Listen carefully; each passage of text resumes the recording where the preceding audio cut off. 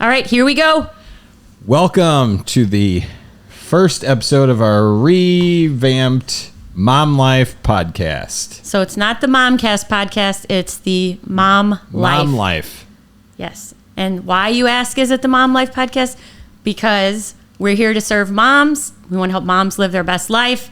And what better than a podcast about a mom's life? Yeah. The Mom Life podcast. All the things, Mom Life.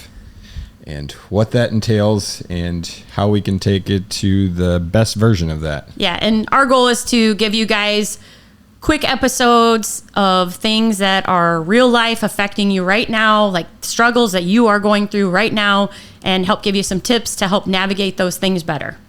Yeah, that and just,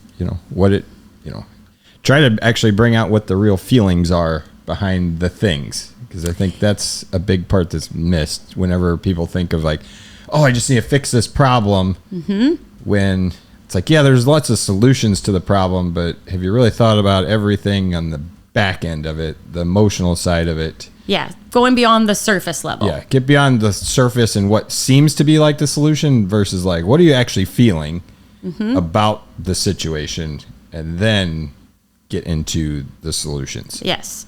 On our very first relaunch, we asked people to share with us anything that they would like to hear about or anything that they were going through. And lo and behold, last week, one of our clients messaged me and said, hey, I just posted something to Facebook that I've been feeling pretty deeply lately, and it seems like a lot of people agree with me. So we went and checked out the post, and we saw that it was about a mom who, in a pretty deep season of her life where things just are feeling heavy. She was just struggling with keeping all the balls balanced, right? Like she was like juggling everything and just kind of feeling, I'd say, defeated.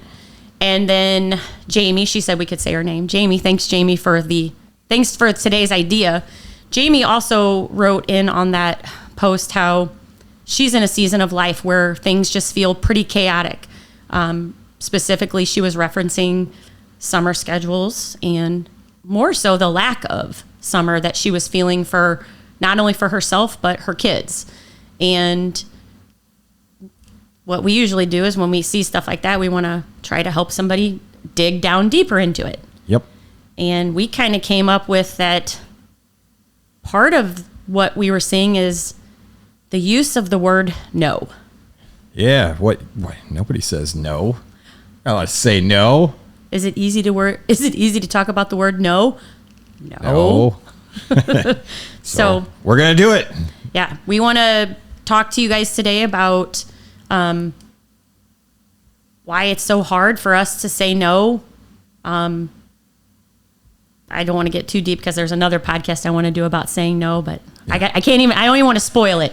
But today we want to talk about why it's so hard for moms specifically to use the word no and be able to stand by it. And again, the deeper meaning of the word no, not just saying no, but creating the boundary around it. And we know that there's emotion tied to using the word no, which is why it's so hard to use. Yeah. And especially when you're somebody who doesn't use it very often or don't say it out loud very often, those tend to be the ones that have the most emotion attached to it versus ones who practice using it. It becomes easier and easier every time you do it. If you're usually screaming in your head like, no, I really don't want to do this. No, I don't want to do this. And then the words that roll off your mouth are like, yes. Yeah, sure, we're in. Yeah. This episode is for you. So we are going to... let's just get into it. Like I said, there was a lot of women that commented as well. A lot of moms that commented on Jamie's post. So that's why we knew there's a lot in that little paragraph that she wrote to unpackage. Yeah, there's a lot. So the part that we're going to unpack is no. No. So the power of no. All right, Tina, you're the mom. Okay. I got a question for you. Okay. Who's in control of your calendar? At my house, and I'd say most houses of the moms I know, I am. You are? I am. Do you feel like you're in control? There have been times where I have not felt in control of the calendar, But when that happens, it's actually because of a commitment I made without thinking about it. So the thing is, I mean, what do you think? Are most moms going to feel like they're not in control? If I asked, how many people, if I asked, who's in control of the calendar, who would say their kids? Oh, probably a majority of them for sure. I mean, they're in charge of keeping track of it for sure. They're going to say, I'm in charge of tracking it, but who's in charge of the things that go on it? All the people that you're managing. So who, like, if we went up to 10 random moms right now and we said, hey, who's in control of your calendar? How many of them then would actually say me? None. None. Exactly. So None. they would all say, oh, my kids are. My kids run the show right now. It's summertime. They have all their things. They're in control. So that being the point we want to get across is the kids aren't in control. Yeah, like actually the person that's managing it is in charge, and you do get to be in charge again of using that word, that short 2-letter word. No. It's actually a short sentence. Yeah, actually it is. No, we can't do that. You can do it however you want it. So this is going to come off much easier said than done. So we get it, how challenging this is to say no to kids, to other people, to friendships, to other family members. We get it. But at the same time, we get it so much that we know how important it is too, because there's a lot of cost that comes at not saying no. But let's start off, how do we get in control? So like, if moms are in control of their calendar, how do we get them to understand that? Well, to get them to understand that they're in control of their calendar. Yeah, like, we said none would actually say me. So, well, I would just remind them that they're the ones that are paying committing. For it? Well, yeah, they're paying for it, but also they're the ones that are making the commitment. Kids are not old enough. Our kids are not old enough to commit, sign themselves up for camps. They can't go online and register themselves. So when we are, when summer is just a great example, but like when we're committing to all these things, and then on the back end of it, we're like, wait a minute, we didn't have time to go to the swimming pool. We didn't have time I'd like to take them to Six Flags or whatever, just little things like day trips that you want to do. You're the one that's in charge of committing to the things. Yeah. So the first step is understanding and just realizing that you're actually the one. Take a deep breath and say, I'm the one that's in control of my calendar. I control the calendar. Yes. So then the second part is, our next thing is, why is it so difficult to say yes when we want to say no? And I know a lot of moms out there, like we were talking about when we just got started, in your mind, you are screaming no. Your brain, the voice in your head is saying, no, no, no. Yes, I'll be there. And I know and we talked about this last summer on an episode we did on boundaries, and it's fear of missing out, FOMO. And the other thing is, it's not just for the mom, it's for, you're afraid your kids are missing out. Yeah. Do you think it's more the mom being afraid to miss out or the kids missing out? I think there's a good balance of both in there, to be honest with you. Be completely honest with you. I'm on the end of kids that are older. You're on the end of kids that are younger. And having kind of I've been through all the youth sports, all the activities, all the camps, and the things that I thought were so important that my kids were going to miss out on. I can look back now in hindsight and say, we actually missed out on a lot of important family things because of those. And those now I can look at them and be like, they weren't nearly as important, and my kids wouldn't have missed anything if I had been able to be more firm in using the word no and having that boundary in place. So, I would agree. I mean, I think it's a lot about being so afraid that our kids are going to miss out on one opportunity or one little thing, that if they miss that one, then that will be the end of it forever. Like, they'll never get re-invited to a friend's house. They'll never make the sports team. They'll not be able to do the school play because they missed one practice or one camp. And the coach is going to say, he's going to move on from them. Doesn't it sound silly to say any of those things you just said? Like when you just said them out loud? Yeah. But it's real. Yeah, it's a real feeling. But when you think about it, it does seem silly when I say it out loud. Like, yeah. Oh yeah. If he misses one camp because we go on a family vacation, yeah, nobody's going to care. So if we're saying yes to everything, and I kind of just brought that up too, what's the cost of saying yes to everything? Because I'm looking at it in hindsight now. I'm in a different spot. I can say that the cost of it was we missed out on some missed opportunities for some important family time that is in life. It's important. We are a very busy society, right? Like, it's just our norm now to be very, very active, busy. There's always something on the calendar. Being home, having downtime, boredom is out of style. Should be back in style, but it's not. Yeah, I mean, for me, the cost is energy, draining. You know, I've already, practicing my no speech for certain sports teams coming up, because I took on both my kids' t-ball teams this year. And again, it's because, well, apparently parents are good at saying no to that, to coaching sports teams, because every single season that comes around, I get the email, we don't have enough parents. Who's going to do this? Apparently volunteering, that's one that's very easy to just be like, no, I'm not going to. The thing is, I don't think they actually say no. They just don't ever respond. And then I get suckered in, I respond, and I've said yes, but I'm feeling the cost of it. Like, this was a little too much for me, doing both kids. And my youngest one, he doesn't listen to me worth a crap, so he needs a different coach anyways. He needs someone who's going to listen to. And, even for you, like, you enjoy sports a lot. I know that. So if you're even saying that it's time to say no to something, that means that the joy or the enjoyment that you felt from that activity was missing. And when we're missing enjoyment, we're not gonna. Yeah, it shouldn't be that way. Yeah, it shouldn't be that way. It should be fun. They're 6 years old, so it should just be a blast to be out there. So, what's your sentence going to be when you tell them next year that I can't? Hey Jeff, can you help coach this team? What are you going to say? No. Just like that. And practicing that speech with pets. No. Since before my kids were born, can we have a pet? No.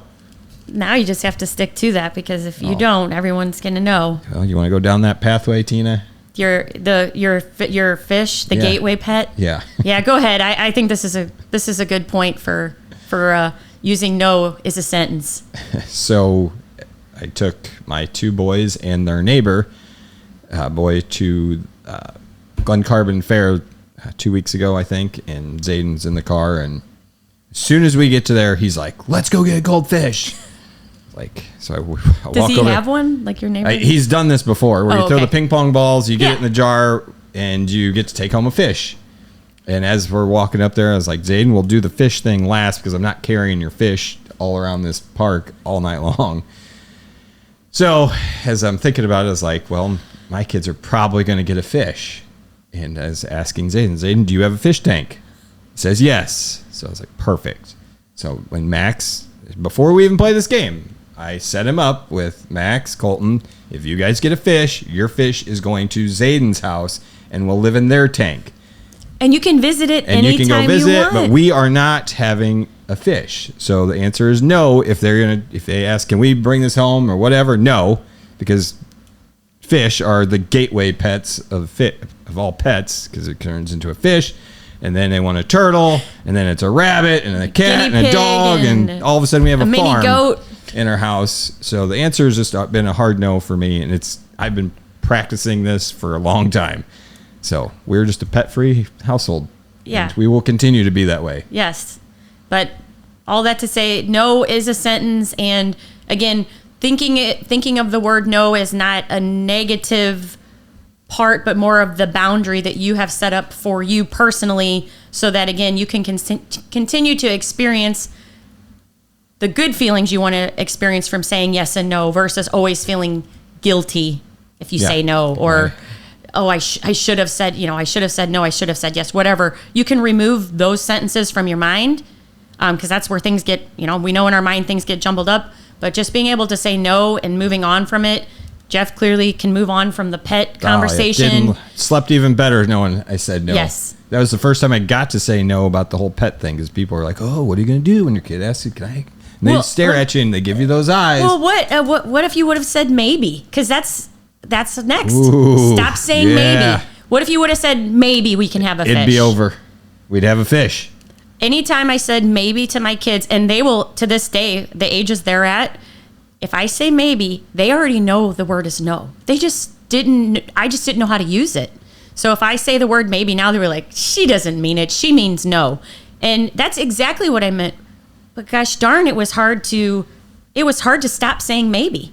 But maybe it can go on the flip side too, is like maybe can mean yeses to a lot of people in the same regard. So I think it's the same meaning, but like, can we go do this thing? Like if somebody asks you to do something, maybe it means like you couldn't just say no, so you're going to let them down. But it's like, oh, can we go to this? Well, can again, we have ice cream? And it's like, maybe. I bet to a lot of parents that means yes. Yes. Because if that kid keeps asking, eventually maybe will turn into yes. Well, I feel like that's what happens with the word maybe. Like they just maybe you to death, and then you're like, you said maybe. Then you say a bad word, and you say yeah. You say beep.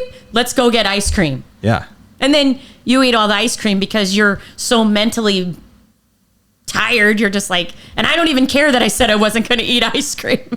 But the maybe is because you couldn't say no is what it's your fault that you did it because you kept leading them on or leading somebody else Absolutely. on. You keep throwing the line. Oh yeah, I can maybe do that. Which is why we're saying stop saying maybe. Yeah. So stop. Don't get maybe out of your vocabulary. Just be black and white with somebody and say no, I can't do it. No fish. And like especially I think for friends it means or other people outside of your family maybe means no. Inside your family maybe means yes. Mm-hmm. Because like if friends, oh, hey, can you help me with this thing? Oh, maybe I could help you with that. And eventually you're going to have to break it to them last second. And And I think sometimes too, we might use the word like, maybe I need to check my calendar type situation too. So you would never like lead, I would hope we don't lead other friends on to be like, maybe I'll be there, maybe I won't. But I think that kind of stuff happens more than you think. Maybe. I can maybe make it to the party. And there's a lot of friends I know. I gotcha. So we're talking about social situations. Social situations. When they say maybe, that meant no. They're not coming. They're not coming. Yeah. Don't plan on seeing them there. So, but it's just a lot easier if you just say no. Mm-hmm. Okay, cool. I can plan accordingly. So what, how would somebody, if they are resonating with a lot of these things that we're saying, and they are like, yep, I say maybe, I can never say no, I'm always saying yes. What would we tell somebody in the gym to do if they were learning a new skill? What was the very first thing we'd have them do? Practice. Yeah, the good old word practice, because again, we know there's a lot of emotions tied to using the word no. It's not just as simple as starting screaming out the word no like a madman running through town in your house and your job and with your family. So before you say no, though, we want to start getting really clear on why you're saying no. Like we said, that emotion that's attached to it. Like, why is it important to say yes or why is it important to say no? That will make, just like when we ask someone to find their why, it makes following through on that boundary crystal clear, 100% easier than just being like, I don't know what to say, so I'm just going to say yes or maybe. Yeah, clarity goes a long way in life. Like having clarity on knowing what you're doing, when you're doing it, why you're doing something. Knowing that answer is so helpful. It makes things so much easier. Makes decision making very simple. Yes. And this is something that I have worked with moms through. We're in our meetings, they're sitting across from me and they're really struggling with a decision. And it's like, okay, let's sit down, let's write this down, let's figure out what both things mean, and then align that with what your values are and what your goals are. They make the decision, they look at me, they smile, and they're like, I feel so much better. I'm like, I bet you do. Because guess what? You just removed all of that mental anguish from your brain, and now you can move forward clearer with a decision. Yeah. I mean, first just writing it down, I've had that same, aha. When you just ask the question, like a few simple questions. Who's actually, if I said no, who's going to be affected? Okay. And in what way? And generally speaking, there's hardly ever another person besides me and my guilt that's being affected. nobody else is actually Yes. getting affected in any way that's significant. It's my fear that I'm letting someone down, but it's my fear. Yeah, it's yours. I didn't actually let anyone down, but it's the fear that I'm going to let them down. And then if you continue to follow that question up, like, well, if I say no this once, will they? Then it's like, will they never talk to you again? Will they? If your kid doesn't get to go to baseball camp this week, is there no way? Will he not be able to play baseball? Will he be significantly better or significantly worse? No. Oh, okay. So what happens if you miss? Nothing. Yeah. So, and then one other point that I think is probably really big and a lot of people don't think about, and I know when my kids were growing up, when they were younger, I probably didn't do this. And this is not about running things by your kids, but your kids might appreciate a break in your schedule too. So if you find that you're struggling with your boundary of saying no and being overcommitted, and then your kids seem like they're getting tired and worn out from the constant on the go, they may not mind a week off from one of the camps, or they may not mind not having the sleepover or whatever, participating in whatever the activity is. They might not mind it. They may enjoy just a break too. Yeah, and and it's good for them too, because when we look around, kids are constantly just being instructed. They're never figuring anything out anymore. Like, they don't have enough time to try to just learn something on their own or just figure it out. Everything needs a coach, which coaching is great, but at the same time, we also need to ask ourselves, like, let me try to figure this thing out. Let me see if I can figure it out. And kids especially, it's good for them to sit and think versus always being instructed on what to do and how to do it. And just let them be give them 10 minutes to just try to figure it out. Yeah, if they're bored, they're going to have a chance to get creative. Yeah. They might tear something up. Might get in a little bit of trouble, but that's okay. They learn. Yeah, they do. And you'll be happy to see the things that they can figure out to keep themselves entertained. And they might get in trouble too, but that's part of growing up. Yeah.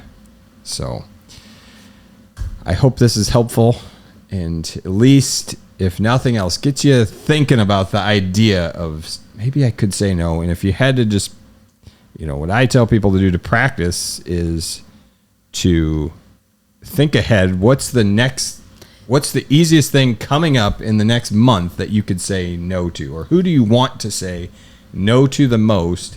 And start preparing yourself for that. Especially if you already know, like you're saying, like you already know that that's the answer you want to give, but it's been a struggle for you to actually say the word.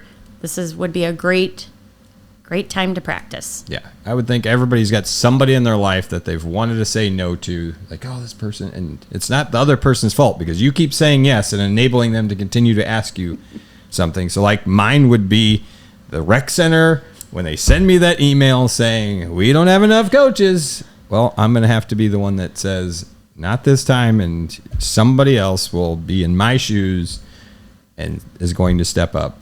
Take it on. Just remember, just say no. And yeah, that's it. No.